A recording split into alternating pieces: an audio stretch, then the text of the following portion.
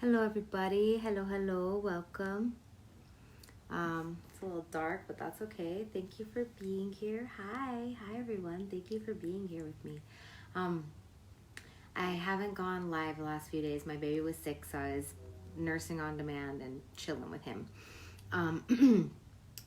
I shared something in my Instagram stories about breech being a variation of normal and trust your baby, trust your bodies. And an MD acquaintance of mine was like, no, it's not always, don't, she said something like not always, and please don't mislead women about safety or something like that. So I just really wanted to clear that up. I'm going to turn on a lamp real fast.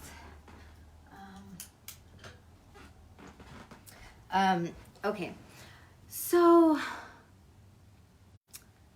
my purpose here as a healthcare practitioner, as a Chicana who bridges both worlds, as a Stanford trained anthropologist, as a Chinese medicine doctor, as a daughter of colonization, as a girl who was birthed through cesarean, as a woman who has lived my life with the hands-on healing of my indigenous grandmother, and been brought up in the indigenous ways and the ceremonial ways, and as someone who has been present as a birth keeper in both Western and home indigenous to situations, my whole purpose in all of this is to honor agency, is to restore agency.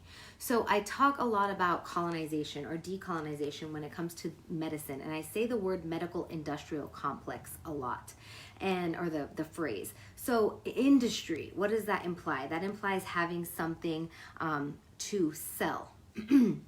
Right? I didn't really say much yet. I don't know.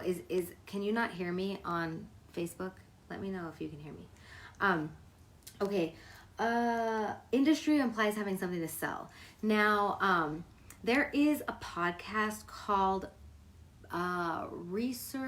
Evidence-Based Birth. It's called Evidence-Based Birth. And I listened to this podcast, and I knew it already, but when HMOs were created, when the medical industrial complex became a for-profit business as opposed to a social endeavor that would offer to us, what happened was that there was this bottom line to meet, right? And our doctors, unfortunately, are influenced by this bottom line, and not because that they want to be or that they don't know, but the way the industry has worked and the way the medical books are created and the way the lobbying happens for what is prescribed as an intervention, as a protocol in the medical industrial complex, a lot of it is not evidenced for the actual good of the human body. And many of you MDs out there might disagree with me or might be mad about what I'm saying. I really urge you to question your superiors and to question your textbooks and to question, honestly, your existence. And that's hard, right? You spent a lot of money in medical school. You spent a lot of time. You spent a lot of study time, like memorizing these formulas and this biochem and this organic chemistry, so that then you can learn the mechanisms of these pharmaceuticals, so that then you could know how these pharmaceuticals are working on our organic biology. And that is what you put your whole life into, and all the surgical things. And y'all know I ain't no medical doctor, and I don't want to be, but this is my understanding, and I've seen it time and time again, because what I see as a holistic healthcare practitioner is the people coming to me and saying, I am not better, I am still in pain, I am still hurt, they put this pill, then they gave me this other pill, and now I have all these side effects, and I'm on 6 medications, and I'm 45 years old. It is it's a lot, right? And again, I'm not trying to demonize beautiful humans who went into this field for trying to help people. Y'all know how fucked up the system is. I don't have to sit here and tell you. So when I say trust your baby, trust your body, where I'm coming from isn't fuck all interventions, isn't like surgery never worked for nobody. I was born of surgery, and my mom to this day believes she would have died without that. I can honor that. I can respect that. And I think that's part of the reason why I'm trying to be such a bridge, because it isn't about the medicine, yo. This is about the agency of our bodies, and moreover, the understanding of our bodies within a system whose mechanisms are working toward the bottom line. And that is not hearsay. That is not, well, maybe. No, it is straight up that medicine in America, the United States of America and other Western countries, but mostly the United States of America, medicine, insurance companies is for-profit company, okay? So I'm gonna give you an example. I was a doula at a birth, and the woman had a cesarean, totally fine. She needed it, she wanted it. I'm about agency, she chose that shit. I was like, good girl, do it, do what you want. And, or do what's called for. And it was called for her, for how she felt, because she was trusting her body, okay? Afterwards, they wanted to put a 4-hour Pitocin drip. For those of you who don't know, they wanted to put a 4-hour Pitocin drip. For those of you who don't know, Pitocin is synthetic oxytocin. Oxytocin is the hormone that is created when we orgasm, when we breastfeed. It is a contracting neurotransmitter that makes our organs go back to where they were. This is why breastfeeding makes your womb go. It's like your body's way of dealing with itself. It's so good. It's freaking awesome. But they want to give her a Pitocin drip, and she had a C-section, and baby was already latched. And when I asked this young doctor, one of the midwives there said they call them the baby doctors, because there are these young kids out of med school, 24, 25, 26, bossing everybody around because they have the stats, right? They have the status. It's very high status. She's like, well, this is protocol. And I was like, well, why are you giving her this Pitocin? Is she bleeding? She didn't check if she was bleeding. The Pitocin is to stop the bleeding. Is she bleeding? Well, we don't know. So I'm like, well, why? We could give her the Pitocin drip when if she starts bleeding, but she's latched, and oxytocin is supposed to do that, right?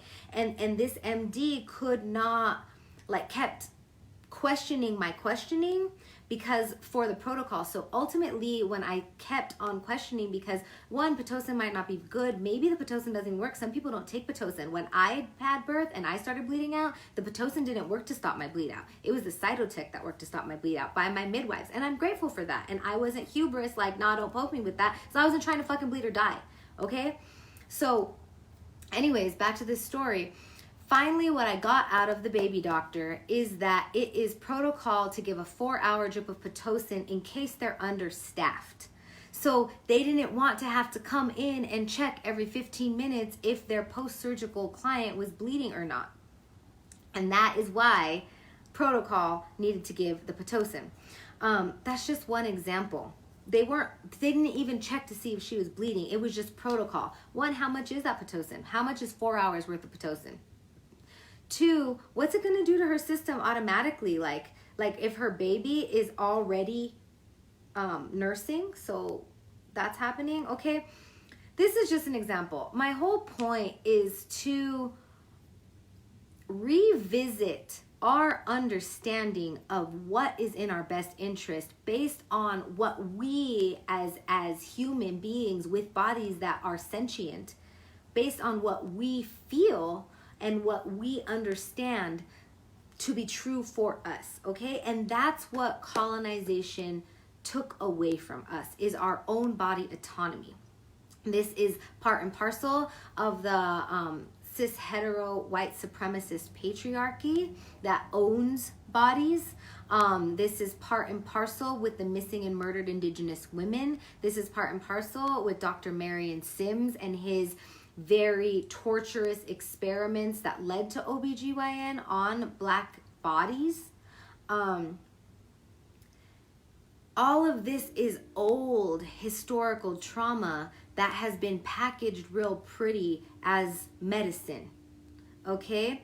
Now, I am not saying that that the medicine is bad. I think that surgery is awesome. The first recorded surgeon was a Chinese man with stone tools by the name of Watteau. And I'm all for that. I'm even all for pharmaceuticals. I went and bought my baby some baby Motrin yesterday because he was in a lot of pain because he's teething, and I was thankful for that Motrin. I also am very educated to understand that his fever is helping kill the pathogen, okay? I have a different understanding of things, but I also don't want my kid to be in pain, right? So there's a balance here. So when I say trust your baby, trust your body, what I'm saying is, are you tuned in enough to give yourself permission to choose from a place of groundedness, from a place of truth for you? And you know what? If maybe it was my bad and I'm wrong in saying trust your baby, trust your body, because so many of us are completely out of tune with our bodies because of television, because of Catholicism and Christianity, because of shame during sex, because of rape culture, because of the white cis hetero supremacist patriarchy, and you literally don't fucking own your body as an overall feeling, right? We're not supposed to pleasure ourselves. We're not supposed to understand what we actually want because we're supposed to marry this man and please him, right? And this is all underlying. This isn't like conscious. We think sometimes you become a healer, you become a doctor, you think you understand unconscious shit. It's unconscious. You don't know this. I am still dealing with my unconscious woundedness from being raised a Catholic, colonized ass Chicana in America, okay? We're all still dealing with it. We're all still healing. So the more we are advocating for each other to go in and listen to our bodies, the more we are going to heal from colonization. And just because I have a very expensive education or somebody else in a different field has a very expensive education does not mean that you should listen to us wholeheartedly or that we know better, because we don't live in your body. Okay, so I'm an advocacy. I'm an agency advocate. Okay, I'm an autonomy advocate. So this person was concerned that I was leading women to release the risks. My response to her, and I'll post this, was, I love you too, homie. Thank you. My response was, so it was about a breech being a variation of normal. Breech birth is a variation of normal. Also, I will have you know, as a Chinese medicine doctor, I have turned at numerous breech births and made those babies come out. And sometimes babies breech not because they just want to be upside down or you can manually manipulate them, but sometimes they're breech because you have a belief system that's like, oh, I'm not ready to have this baby. And they could feel that, okay? We're spiritual beings. Anyways, my response was, miscarriage is a variation of normal. Stillbirth is a variation of normal. Death is a variation of normal. Birth is death, life and death. And the medical industrial complex has made us all so fearful of death, which is a beautiful ceremony and a necessary one. And please, Creator, be gentle with me as I say this, because I am not trying to call in death, but people die every day. And you know what? Under the hands of the most skilled surgeon, people die. So we need to understand that whichever modality we are choosing, there are risks. And unfortunately, what I've seen as a birthing attendant in the medical industrial complex is that they will very, very quickly tell you the risks and make your own body an enemy, but not tell you the risks of the kinds of protocols they are offering you. Okay? So, for example, I'm going to give you an example of that. I've been in births where epidurals have been awesome, and I've been in births where epidurals have been fucking disastrous. One, an epidural risk factor is paralysis. Put that in your pipe and smoke it. Like, okay, don't smoke that in your pipe. But, like, you could literally be paralyzed from the waist down. That doesn't happen all the time. It's a risk factor. When you sign the paper away, you're signing away that it's okay, that you won't sue them if you get paralyzed. You can't walk after you get an epidural. Ladies, you can't walk after you get an epidural. So you're stuck in a laying down birthing position. You can move from side to side. Now, I had a birthing client who was tired AF and was done birthing and was like, give me the epidural, I'm in pain. And they did, and it was fine. And as soon as the epidural happened, she relaxed completely. Baby came out in like 3 pushes. It was a beautiful experience. I also had a client who wanted an epidural, was kind of forced into the epidural, and then had no idea that she wouldn't be able to move or walk or feel her legs. Some women feel pressure, some women still feel a little pain. I've also seen an epidural completely not take away the pain. And so they couldn't walk and they still had pain. Okay? So there's variations on all of this. My purpose here as the woman who Eutimia Cruz Montoya de Aslan came to be at this time in this fucking body, in this vessel, is to remind y'all that you are an agent, that this is your body. This is not the conquest anymore. This is not slavery anymore, okay? This is time for you to be like, what the fuck do I want for my body? And you motherfuckers are my employees, and you better tell me what I need and not tell me what I need, tell me what you have to offer so I can decide if I need it, okay? And so I'm going to speak my truth, and I'm going to tell you to trust your body and trust your babies, because your body and your babies know. And you know what? Sometimes your body knows. Sometimes your body knows that your baby is transverse and you're in a fever and you're in a sweat and you're not progressing and you're like, give me a C-section. Sometimes the MD will send you away and say, nah, you're fine. And that's where the weird shit is, right? That's where the disproportionate service is. That's where people of color are discriminated against. That's where sometimes Indigenous women want an epidural and they can't get one because of discrimination, right? That's where sometimes in a different hospital, they're being pushed epidurals and pushed Pitocin and pushed C-section when there's not necessarily a risk factor, all right? Or if you're not educated enough, you don't understand the risk factors. And sometimes there is a risk factor. The point is, trust your body. Your body will tell you. When I was in 37 hours of labor and I was like kind of gone, never once did my innate consciousness, did my unconscious go, I can't. And I know a lot of women that happens for, you're like, oh my God, I can't. And a lot of midwives will say that's where they push through, and that's like right when it shifts to like the super active labor. But like mine never did. So even though I was already past a day, there was never an urge in my innate consciousness to try to go to the hospital. And I would have, because I'm not trying to die. Again, I'm not hubris. But I am going to continually and consistently question the status quo. And I am going to continually and consistently challenge all of you who work in the system to question the status quo, because it has not been working, especially for colonized people of color, especially for poor people, okay? And when we are uneducated about how food affects us and our babies, and we are uneducated about how pharmaceuticals affect us and our babies, etc., when we are uneducated about these things is when we end up being victims, okay? We've been victims for a long ass time, y'all. We've been victims for a long ass time, and it is time to start having our agency back. So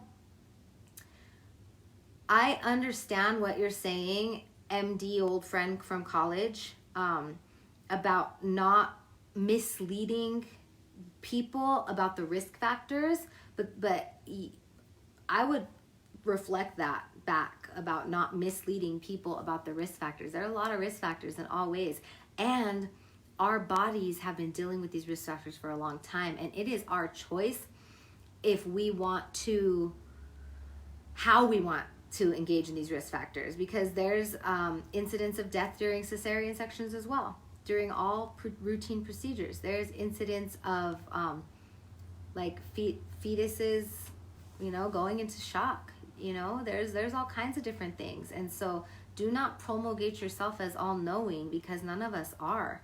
And I can only speak from my personal experience and my desire to be a voice of resurgence of the trust in our own vessels. And that's what I'm doing. Yeah. If you want to take my birthing basics class, that's kind of like a layman's recap of what birthing is to the natural body and my experiences as a birth keeper in all realms. That class is in April. You can look it up on my website, musemedicina.com. As always, I encourage all of you to question everything I say and look it up yourself, and same with every single other practitioner. If somebody comes up to you and is like, I know the thing to do, don't believe them. You know for you, because it's your body. It's yours. It's your body. Okay, remember that. This is not 50 years ago. This is not 100 years ago. Like, it is time for our collective liberation. And I wish that for you. Thank you for following me. Thank you for watching me. Thank you for questioning me.